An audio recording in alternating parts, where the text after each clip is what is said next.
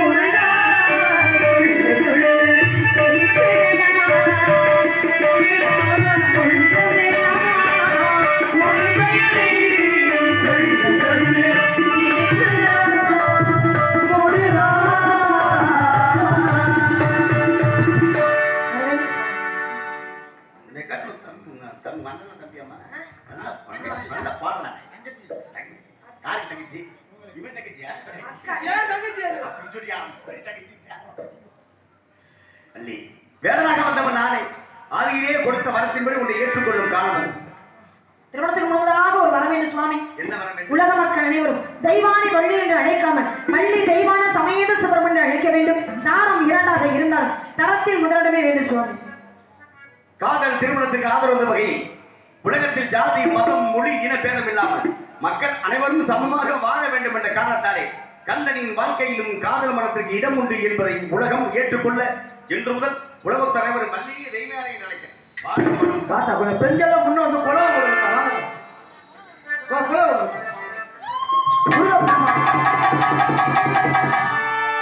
முருக பெருமானே, எனக்கும் தாங்கள் ஒரு வரம் கொடுக்க வேண்டுமே.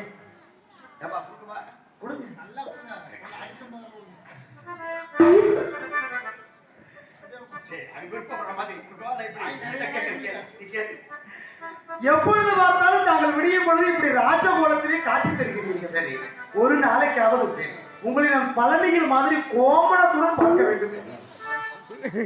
விருப்பம் எப்படியோ அப்படியே காட்சி. சரி, மாப்பிள்ளை சொன்ன மாதிரி சேர்ந்து செய்யலாம்.